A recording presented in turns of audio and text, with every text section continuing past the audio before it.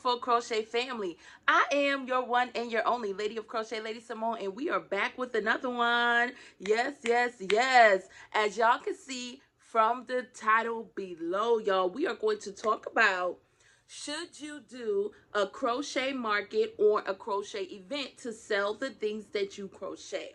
Now, I thought that this video was very, very important, given that this past weekend I had a crochet event, y'all, and I was just like, I want to come and talk to the people who are thinking about doing an event, who possibly is like up in the air because they're like, well, maybe I don't have enough product, or I never did an event before. Should I put myself out there? Like, there's so many questions that can kind of go in your mind when you're thinking about, should you do a crochet event, or even any event for that matter. Let's say you may be a knitter, or you may be someone that make bracelets, or someone that, any craft that you do, sometimes we kind of second guess the process and we're looking at, should I do this thing? Y'all, I'm gonna answer that question for y'all right now. I want y'all to come in a little closer because I want y'all to hear this. And I'm giving you this from my heart. I believe that you should do the event. Hear me out. I feel like you should do the event because it will be an experience of a lifetime. If you are a crafter, if you are an artist, I don't care what you do or what you create. I feel like if you put your heart, your soul, your love, everything into what you do, you're going to win automatically, because winning is defined by what you put into your product and what you're willing to how you're willing to put yourself out. So just doing it is winning, is what I'm trying to say. And sometimes we get in our own way because we have this thing of where we want to compare ourselves to others, and we have to stop doing that. The way that you crochet is how you crochet. The way that you knit, or the way that you may create, let's say just for generalization, is the way that you create. There's so many people, y'all. We have a lot of people on this planet, a lot of people, and they're doing some of the same things, but they don't do the same thing the way that you do that same thing. And I always tell people, I can I can give you the recipe, but the thing that I give to you to make will not be the same as mine's, because I'm going to put myself into that thing that I'm actually making. And a lot of times we see that when we have, like, let's say a recipe, right? And you are cooking, let's say, mac and cheese. I could give you step by step. We look at these videos all the time, like on TikTok, of how to cook certain things. You could get step by step. It won't be the same as what you see, even visually. It won't look the same as what you see from the recipe that you may took it from, because that person have a little twang of them in it, and you're going to put a little twang of you in the thing that you do, and that's what's going to make it special. And I always tell my kids all the time, if you put yourself in it and you put love in it, y'all, you automatically want it all the time. And especially with my daughter, I tell her, because she always want to help me cook. I said the number one ingredient in cooking, because I love to cook, y'all, and I really love to cook with my family, and I love to feed my family and share my love through my cooking. And one thing I always tell her is that make sure that you put your love in your cooking, because there's days where I may not feel like cooking, or I may just have like one of those like, whew, tired days or whatever. I won't cook on those days. And that's just because I know what I'm putting into my food is not going to come out when I'm sharing my food. And even when I go to a restaurant, if it's not a good, friendly, nice, happy environment, or even a drive-through, and someone has an attitude, I'll say, oh, okay, well, you have a good day. I'm going to choose not to order today. I take it that serious. So with all of that being said, I feel like you should do the event. Do the event, put your love, your heart, and your soul into whatever product that you are trying to sell. And I feel that that is what's going to attract people to your booth. Now, there are some things that I would say that I have learned along the way. This may not apply to everybody, and understand that this video is my opinion, okay? So you don't have to take this and run with it. You know, you can have your opinion as well. That's okay. That's what makes it so unique. But one thing that I have learned from doing the events, and what I've learned over the past, is that you have to crochet what you feel on your heart, and you can't look at what someone else is crocheting and say, okay, I'm gonna make 100 of these, I'm gonna make 20 of these, I'm gonna make whatever. Because at the end of the day, people are in different how there's different communities that want different things, you know, and there's different craft fairs. Like, you may go to a winter craft fair during the winter time, and they may want more Christmas items, you know, but then you may look at a video where someone is telling you, okay, I sell more, let's say, ducks during this time. Excuse me. And you may say, okay, I know I got to make ducks because this person said this is a number one seller. It may be a number one seller for them, but it may not be a number one seller for you. Or you can actually flip that item and say, okay, so if ducks is a number one seller, even if it's in your area, but you're doing a Christmas fair, maybe you are a Christmas event, maybe you want to put like a Christmas hat on the duck, you know? Or if it's during Halloween time, you may want to put a witch hat on the duck. There's different ways that you can flip different patterns to adjust it to your area and to the event that you're actually doing. Now, every event that I have done so far, I think I've only done two, y'all. I've done two. I did one in the past, and my first event that I ever did, y'all, I was so nervous, and I had a lot of different variety of things. And one thing I would say, I'm gonna be perfectly honest, I did not sell a lot at that event when I did my very first event.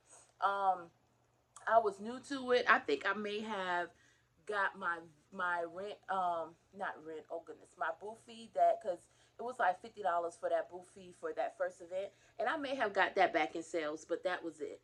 And I will honestly say that was one of the best feelings that I ever had when I did that very first event, because what made me so successful in my eyes was the fact that I actually got over any fears, and I did it. I put myself out there and I did it.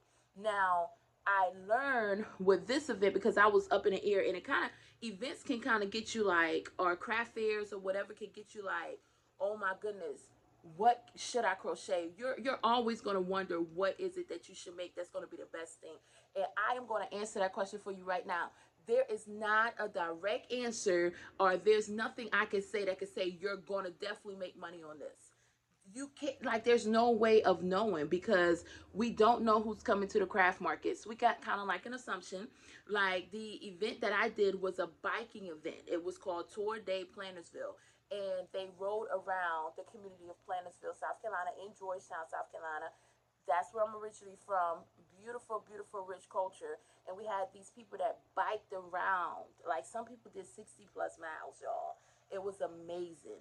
And after they were biking, they came out and you know, brought from the booths. And we had some people that just was able to come and just enjoy the festivities as well and did not ride. Now, it was no way in me saying what it was that I was going to crochet that was going to bring in the audience. I did not know. So I just had a variety of different things, and I made sure that my display was very attractive, very colorful. So even if they did not buy, they wanted to come and look. Coming to look at my display was a good thing as well, because I got to talk to so many people, and as a creator, that is very important. A creator, an artist, and whatever it is that you're doing is very important, because then they can kind of put forth my personality with what I'm making. So I made sure I was always at 100 when I was interacting with anybody, because I feel just like with food, y'all. When it comes to crochet, if you are talking to someone, you don't want to talk to someone who is dry and they made something for you, because for me, it's like, yo, I don't want to purchase that, because, ooh, you got that little stale attitude inside your stuff. So I showed them who I am, 100% of who I am, my love for crochet, and off of that, they may not came to my table to buy anything. They may just wanted to look, but it was my personality that actually sold an item. You know, and that's what I found over the time, is that we don't know the specifics of what it is that we can make, but people will purchase depending on how you make them feel. And I feel we should always give people an experience, a good experience. And I live by this as well, y'all. I live by a lot of things. But one of the main things as well is that people may forget what you say, but they will never forget how you make them feel. So when you're doing a market, when you're doing an event, or you're doing anything where you're selling your stuff, always push and strive to make people feel good, because they're going to remember that, and they may not need your product then, but when they come back and they may double around and say, oh my goodness, I need something.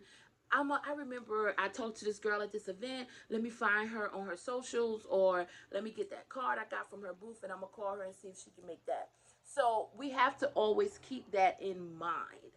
Like, you're going to go for how you make people feel. You're going to put that into your thing, and then you can sell. Because one thing this market has also taught me was that I may want to kind of go in a different direction when it comes down to the things that I make.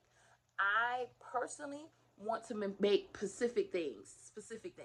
Like, I've seen some people where they may only make hats, they may only make like 3 or 4 items, like that's their signature. Like, you have some people that only make amigurumi, you have some people that only make garments, you have some people that may only make blankets. Like, it's okay to have specifics. And for me, specifics, what I'm realizing is that there are certain things that I love to crochet. And if I love to crochet them, I can crochet them a little quicker. And I feel like I can personalize them in my way. And it's like one of those things to where I feel like if I can put my all into the things that I love to crochet, then you could create a market, or a what's the word I'm looking for? I could create a thing to where people know, okay, I can go to her for the specific item. Because one thing you will find is that when you're at the markets, a lot of people want custom made things. A lot of people may say, okay, I like this, but I would want it in a different color. Or, are you able to make this? And that's good, but sometimes those things that they ask you that you can make, or ask you, are you willing to make, it may not be something that you want to make. And it's one of them things for me that if I show you the specific list of, no, I only focus on XYZ. And it's okay to have the specifics, and I'm learning that, y'all. And I feel like a big lesson that I've learned along the way is that you have to do what you love to do. We cannot keep looking at what other people are doing and say, okay, they're successful in this, so let me go ahead and do this too. Let me try to do this, and let me know. Do what it is that is on your heart to do and what you love to do. And I feel like you're going to render the exact results that is specific for you. But sometimes when you go off and want to do something just because the next person is doing it, you're not going to get the best results from doing that. You may get some results, but you're not going to get the best results, because the best results is when you give the best you, and you put the best you in the product that you do. You see what I'm saying? So I wanted to make this video, and it's a talking video, but I wanted y'all to understand like some of the things that I took away from this past craft show. And it was like, I knew, y'all, in my heart, I knew I was going to do really good at that craft show. And I knew that because I was showing up for me. I wasn't showing up necessarily for the crochet. The crochet is a byproduct to who I am, what my personality is, and what I do. But when I show up for me, I know that my love for what I do, and my excitement for what I do, will attract the people to my booth, would then allow people to say, okay, I want to purchase this. I want to be a part of what you're doing.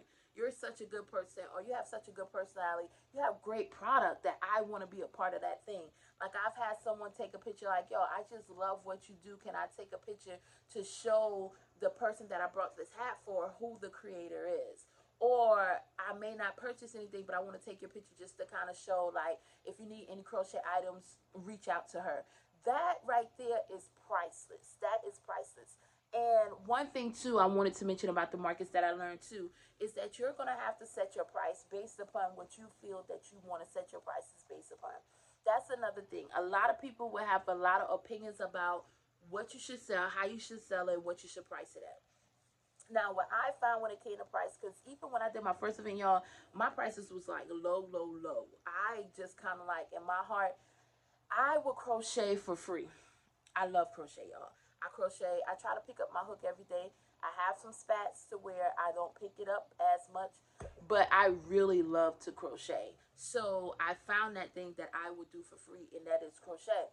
So when that is the case, this is what I've realized when I did my first market. I was like, okay, I want to make my products affordable. I know I do a good thing, but you can only get better and better with time. Just like I made a short to say crochet is like wine. You get better and better with time.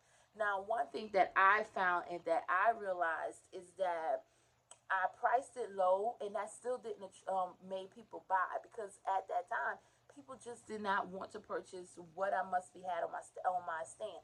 Now, at the first event, they did say they wanted specifics. They really wanted like a crochet cow, or I had a lot of people that said if you had a cow, I would actually buy it. Then I'm gonna tell y'all this too, because that made me think of this. When at my last event, my sister was like, they are head over heels with the crochet chickens. She was like, you got to make a lot of crochet chickens. Y'all, I made a lot of crochet chickens, and I did not sell not one crochet chicken. Not one. I sold the amigurumi that sold the most was the mini oh Lord, it was the mini octopus. I sold the mini octopus the most. The crochet chickens, I did not sell not nail one. Not nail one. So that goes to show that no matter how much you could get prepared, and I really appreciate my sister for that too, because guess what? She sold a lot of crochet chickens for me prior to the market, as in like at her job there was a lady that wanted to purchase some crochet chickens, and that's why we really thought like, yo, the crochet chickens are going to be it. But no. So that, like, you just don't have a specific of what people want to purchase. Hats was a big thing for me at this market. Amigurumi wise, I sold fish, the scrunchies, and like I say, the octopus. But the hats was really like the number one thing. Like, and I was very surprised because my hat table was like a variety of different things, and I kind of was just like, I'm not sure if people really want to purchase the hats, but they wanted to purchase the hats. So, oh, I did sell a ghost with a basket. I only had two of those, but I sold one. I had a good bit of variety of things that sold, but it wasn't like a specific things that I made in bulk, because I made a lot of, like, say, the fish, the octopus, the chickens, the little mini chickens. I had like a little basket that was a $5 basket, but everything on my table I kind of priced them from like $5 was my lower price. I had a little basket of little knickknacks in there. I had $8 all the way up to, I think it was 25 or 30 for like the bigger items. So I didn't have like too high of a prices. I think I had my prices really good, and I even had someone told me that I should have up my prices. But I really felt good about my prices, and I feel like it was fair prices, especially for the event. I felt like it was just fair prices as far as like getting my crochet out there. And I knew this event was going to teach me something. Y'all, I went into this event knowing, like, listen, I was going to learn what direction I was going to go with crochet after this event. And that's going to be another video that we're going to have a talk about. So I hope y'all are getting so much from this video. Like, but I would say, getting back on topic of should you do the craft show, y'all, do the craft show. Do the event. Like, find, you can even find some events that to get into the event as a booth would not be as expensive. Typically I think like $25 to $50 booth fee. It's really like what I've been finding. You can find some events that will be actually that price, or maybe some that will be lower or free. I'm not sure. I have not found a free to enter event as far as being a vendor, but I'm not saying there's none out there. Look in your area and see, but I would say initially just start with what you have. You know what I'm saying? Because if you're doing a craft, you love what you do, you already have product. You know what I'm saying? We never know. We always like to think and compare and say, well, maybe they want this or maybe they want that. Do what it is that you love to do. Put your love in it and then present it to the people. And that's, you never know. They will be attracted to what you do. It's all about, you know, your personality and what you put into it. And before I go, I want to say I on my booth for crochet, I had a corner to where I put my daughter's beads. She had a beautiful display because she does beads. She's 8 years old and she make beaded bracelets, y'all. And she's been making it for a while. My daughter had over 100 bracelets, and she sold a good bit of her bracelets. at the event. She was so excited. And for an 8-year-old, if they made one sale, it was like, whoa. I think she was so ready. She did, when the event started, she didn't want to sit down, y'all. And she sold like, I think probably 3 different customers. And at that point, she's like, yeah, okay, mama, go play a little bit in the kids corner. And I was so, and I held it down for her, y'all. I held it down so people came, and I made sure I let them know, listen, my 8-year-old daughter made these bracelets, yada yada. Who some people just wanted to support because they were just excited, like, wow, that is awesome that she was able to make these. So y'all, for her, that was her first event. That was the highlight of her day. She supports me unconditionally in crochet. My entire family does. But for her to have that experience herself, that's why I wanted to make this video, because if an 8-year-old could just put their product out there and start, and y'all, her product was not 100% perfect on some of them, and because she had it from when she started beading to when she's now, and she have grown tremendously. She's learned a lot when it comes down to her beaded bracelets, and she was willing to put her product out there, and guess what? People were willing to purchase them, and I really love that for her. I absolutely adored that for her, and it put a spark in her. She already had that spark, but it made it like 10 times bigger. Like, yes, I can do this. So I'm telling y'all, you can do it.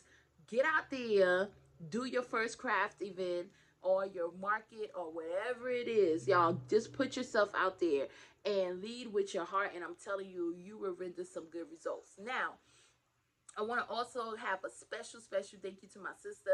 Y'all, she held it down. Y'all, she came out. She helped me and with the market and setting up, because I took some pictures the day before. I'm like, okay, I'm going to set it up this way. I kind of did my display at home. And then I'm like, I'm going to set it up this way. But y'all, when you out there in the wild, it don't always turn out that way. And you're over there trying to get it prepared at a certain day, y'all. I forget my tent. I forgot, like, it was like one of those things of make sure you have your tent. And my husband was like, make sure y'all take the tent down. Make sure y'all put it in the car. Y'all, we left the tent. When we got to the event, I was like, okay, y'all, let's get the tent out. And my son was like, Mom, did you pack it? I'm like, I thought y'all packed it. But the sun was so graceful to us, y'all. Because when we first came out there, it was a beautiful day. It was like one of those cool mornings. It was very cool. Everybody had like a little jacket or a hoodie on. By the time it got midday, because the event was from like 8 to 3. By the time 2 o'clock hit, that's when the sun came out. So a little bit after 2 was when we started breaking everything down. And that was a great time to break everything down, because guess what, y'all? That sun was sunning, and it was like, listen, I'm here. I'm gonna give y'all, I gave y'all all these hours just letting hiding behind a tree.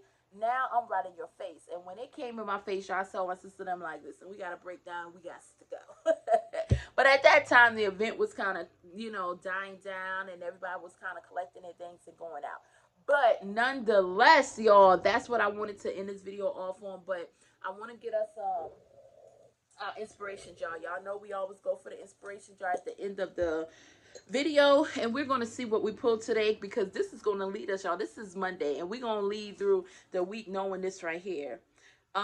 Fear is temporary, regret lasts forever. Y'all, this is a perfect message to end this video on. Y'all, look at it. I tell you, I put it in there, we pull it, and look how it just resonates with the video. I'm gonna say it again because somebody in the back, front, sideways needs to hear it. Fear is temporary, regret lasts forever. Do not let fear stop you from doing that event. You know what I'm saying? We are fearful about a lot of things, but once we get over that fear is just like an emotion to where it's like, listen, look fear in the eye and say, okay, I acknowledge that I'm a little fearful of this thing, but I'm still going to do it anyway. Because on the other side of fear is that actual success of the thing that you're trying to do.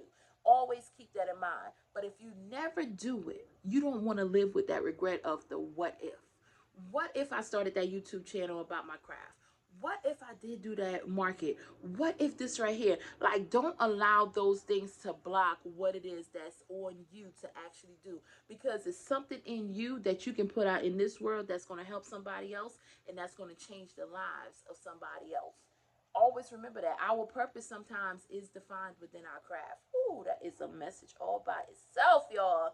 Because sometimes we think our purpose has to be something that it's like, oh goodness, I gotta be doing this, and that's the only way people are gonna react to this. And I always say every pastor don't have a pulpit, so y'all always remember your purpose. Sometimes can be in your craft, it can be in your voice, it can be in the things that you say, it can be in your personality, it can be in your smile, y'all. You never know where your purpose lies.